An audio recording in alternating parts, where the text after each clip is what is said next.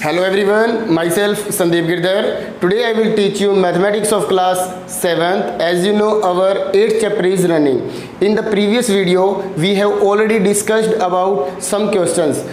In this video, we will discuss about next questions. तो देखिए हम स्टार्ट करते हैं क्वेश्चन नंबर 10.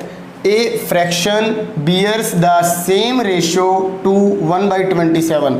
आपको ये 4 ऑप्शंस गिवन है, इनमें से एक ऐसा फ्रैक्शन लेना है जिसका रेशो 1/27 के साथ वही हो, मतलब सेम हो, जो कि 3/7 का 5/9 के साथ है. तो सबसे पहले हम 3/7 का रेशो 5/9 के साथ फाइंड करते हैं. इसको सोल्व करके क्या आता है, तो ये देखिए, ये 3/7 रेशो का मतलब क्या होता है, डिवाइड. तो 5/9. तो आपको पता है ये जो डिवाइड का साइन है ये किस में चेंज हो जाएगा, मल्टीप्लाई में. तो ये हो जाएगा 9/5. तो अब ये कैंसिल कोई भी नहीं हो रहा इसमें. तो 9 की 3 से मल्टीप्लाई कर देंगे 27, और 5 की 7 से मल्टीप्लाई कर देंगे तो क्या आ जाएगा 27/35. तो आपको अब इनमें से एक ऐसा फ्रैक्शन लेना है जिसका रेशो इसके साथ इसके इक्वल आ जाए, सेम आ जाए.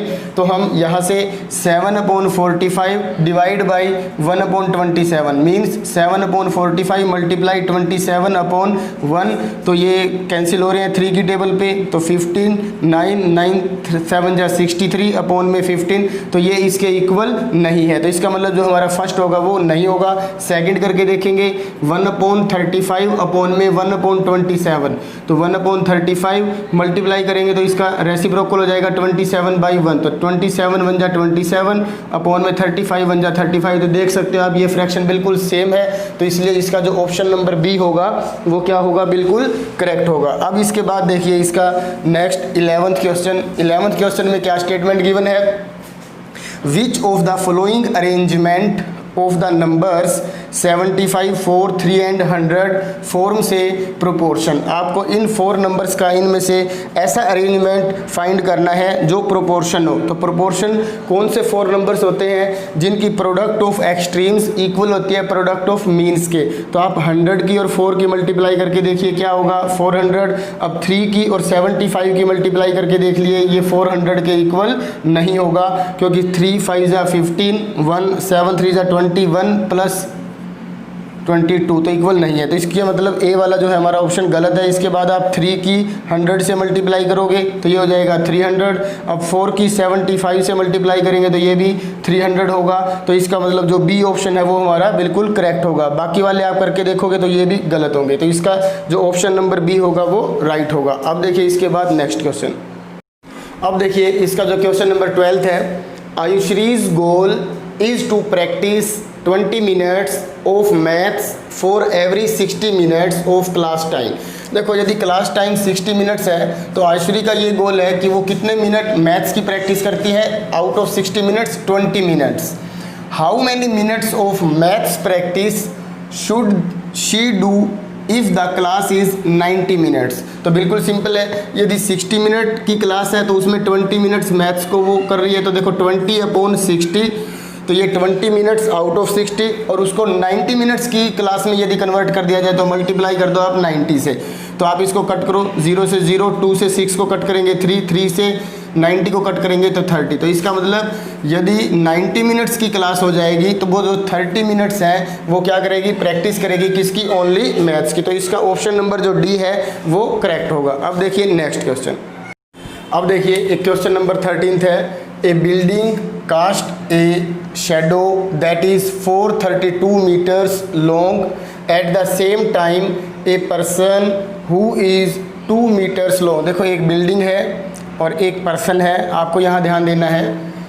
ए building casts a shadow that is 432 metres long. देखो एक बिल्डिंग है और इसकी जो शेडो है, मान लो हम इसको लेट कर लेते हैं, शेडो है ये इसकी, इस बिल्डिंग की हाइट हमें नहीं पता, लेट कर लेते हैं इसकी हाइट x है और इसकी जो शेडो है वो है 432 मीटर. और एक पर्सन है जिसकी हाइट किसके इक्वल गिवन है, 2 मीटर के, और जो इसकी शेडो है वो है 6 मीटर. ठीक है, ये आपको समझ में आ रहा होगा. ये एक पर्सन है 2 मीटर लॉन्ग, इसकी शेडो है 6 मीटर, और ये बिल्डिंग है जिसकी लेंथ हमें नहीं पता, ये x लेट कर लेते हैं हम, और ये क्या है 432 इसकी शेडो है. तो आपको ये बताना है कि how high is the building, building की हाइट क्या है. तो बिल्कुल सिंपल है.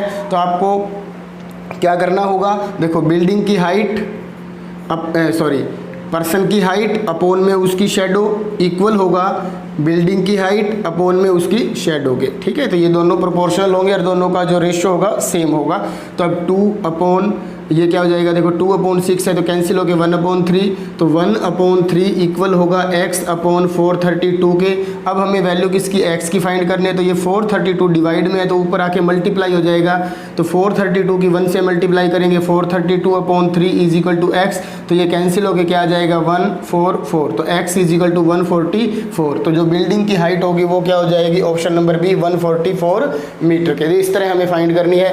अब देखिए क्वेश्चन नंबर 14 है, the third proportional to 0.8 and 0.2। तो देखो थर्ड प्रोपोर्शनल हम लेट कर लेते हैं, let x be the third proportional to 0.8 and 0.2। तो देखो थर्ड प्रोपोर्शनल निकालने के लिए आपको क्या बताया था, फर्स्ट अपॉन में सेकंड और सेकंड अपॉन में थर्ड, ठीक है। तो फर्स्ट क्या है हमारे पास 0.8 अपॉन में सेकंड क्या है 0.2, ये किसके इक्वल होगा 0.2 अपॉन में x के। तो अब देखो इसका डेसिमल यदि हटाएंगे तो अपॉन में 10 आ जाएगा, और इसी तरह से इसका डेसिमल हटाओगे तो ऊपर 10 चला जाएगा, तो 10 से ये 10 क्या हो जाएगा, कैंसिल हो जाएगा। 2 से 8 को कट करेंगे तो 4 आ जाएगा, तो 4 किसके इक्वल होगा 0.2x के। तो ये देखो 2 अपॉन ये जो 10 है नीचे आ जाएगा 10x बन जाएगा। अब क्रॉस मल्टीप्लाई करेंगे हम, तो 10x की 4 से मल्टीप्लाई करेंगे तो 40x हो जाएगा, और किसके इक्वल 2 के। और वैल्यू हमें किसकी फाइंड करनी है x की, तो 2 अपॉन में क्या हो जाएगा 40। अब 2 से 40 को कट करेंगे 20, तो हमारे पास जो x की वैल्यू आई है वो आई है 1/20। पर इसके अंदर देखो डेसिमल की फॉर्म में है, तो हम ऐसा करते हैं 1 को 20 से डिवाइड करेंगे, या फिर ऐसा करते हैं 5 से मल्टीप्लाई कर देते हैं, न्यूमिनेटर की भी डिनोमिनेटर की भी। तो ये हो जाएगा 5 1 जा 5 और ये हो जाएगा 100। तो अब देखो 5/100 को डेसिमल की फॉर्म में आप लिख सकते हो इजीली, या तो आप 1 को 20 से डिवाइड करोगे तब भी यही आंसर आएगा, ये थोड़ी सी शॉर्ट ट्रिक है। तो 0.05, तो यहाँ x की जो वैल्यू है जो थर्ड प्रोपोर्शनल होगा हमारा वो ऑप्शन नंबर यहाँ C आना चाहिए था, तो ये C ऑप्शन हमारा करेक्ट होगा 0.05। तो अब देखिए इसका लास्ट क्वेश्चन। अब देखिए जो इसका क्वेश्चन नंबर 15 है, मोस्ट इंपॉर्टेंट क्वेश्चन है, हॉट्स है, ध्यान से देखना है आपको। इसका सॉल्यूशन मैंने पहले ही कर दिया है, जिससे कि आपको बिल्कुल भी प्रॉब्लम नहीं होगी, आपको अच्छे से समझ में भी आ जाएगा।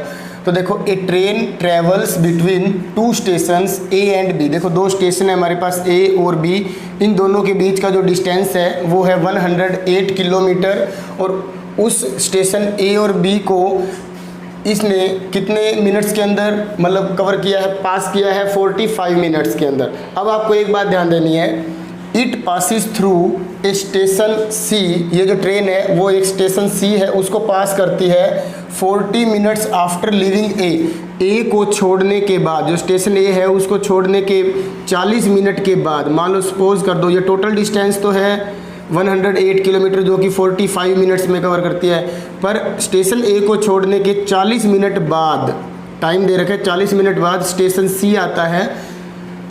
What is the distance between B and C, तो आपको बी और सी स्टेशन के बीच का डिस्टेंस फाइंड करना है कि सी और बी का डिस्टेंस कितना है, क्योंकि ए और बी स्टेशन के बीच का डिस्टेंस 108 किलोमीटर है और इसको पूरे टाइम कितना लगता है 45 मिनट्स लगते हैं। तो ए स्टेशन को छोड़ने के 40 मिनट्स बाद स्टेशन सी आता है, तो सी और बी के बीच का डिस्टेंस निकालना है। तो सबसे पहले देखिए हमने क्या लिख रखा है, distance between station A and B, तो मतलब ए बी का जो डिस्टेंस है वो किसके इक्वल है 108 किलोमीटर के।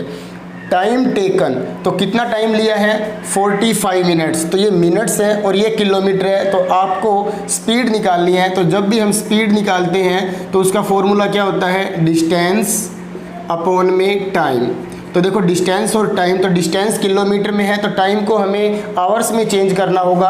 तो जो ये 45 मिनट्स है उसको हम आवर्स में चेंज करेंगे तो डिवाइड किससे कर देंगे 60 से, तो 45/60 कैंसिल करेंगे तो ये क्या आ जाएगा 3/4 आवर्स। तो ये हमारा टाइम आया है, 45 मिनट्स को कन्वर्ट कर दिया आवर्स में 3/4 आवर्स। तो अब आप ये देख सकते हो हम स्पीड निकाल रहे हैं कि उस ट्रेन की स्पीड क्या है।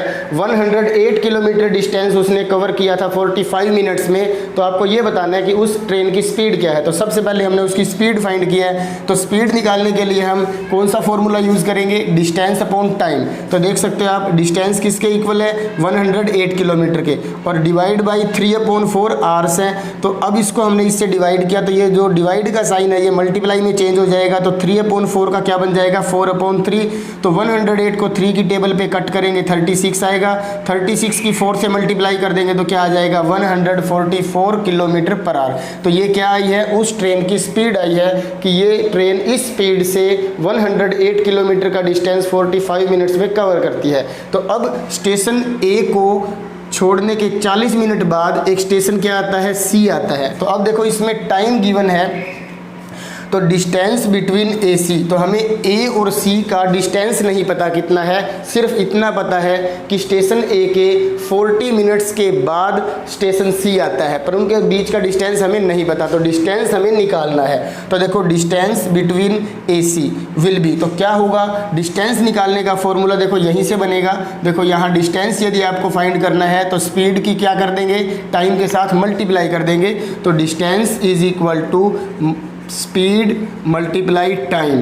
तो देखो स्पीड किसकी, ट्रेन की, तो ट्रेन की स्पीड हमने अभी अभी निकाली थी 144 किलोमीटर पर आवर है, तो देखो ये हो जाएगा 144 मल्टीप्लाई में टाइम। तो टाइम हमारे पास क्या है, जैसा कि हमें बता रखा है कि 40 मिनट्स के बाद स्टेशन सी आता है, तो 40 मिनट्स को भी हम किस में चेंज कर देंगे, आवर्स में। तो ये देखो 40/60, तो ये है डिस्टेंस और ये है टाइम, दोनों की मल्टीप्लाई कर रहे हैं, 0 से 0 कट कर दिया, 2 2 ज़ा 4, 3 2 ज़ा 6, अब 3 से 144 को कट करेंगे 46, 46 की 2 से मल्टीप्लाई करेंगे तो 96 किलोमीटर पर आवर। तो ये क्या है, ये डिस्टेंस, ये पर आवर नहीं आएगा, यहाँ पे कैंसिल हो जाएगा, 96 किलोमीटर ये हमारे पास क्या आया है, डिस्टेंस आया है। किसका डिस्टेंस है, स्टेशन ए और सी का, यहाँ 96 किलोमीटर हम लिख सकते हैं। तो अब हमारे पास देखो ए और बी का डिस्टेंस भी गिवन है और ए सी का भी आ गया, तो अब हमें बी और सी का डिस्टेंस निकालना है, तो हम इसमें से सब्ट्रैक्ट कर सकते हैं। Since the distance between AB is 108 kilometer and distance between AC is 96 kilometer, then the distance between BC is equal to 108 minus 96 is equal to 12 kilometre. तो इस तरह से हम B और C का डिस्टेंस फाइंड कर लेंगे। तो इस तरह बेटा इस क्वेश्चन के साथ ही हमारी ये एक्सरसाइज भी कंप्लीट हो चुकी है। मुझे उम्मीद है आपको बहुत अच्छे से ये क्वेश्चंस समझ में आ रहे होंगे।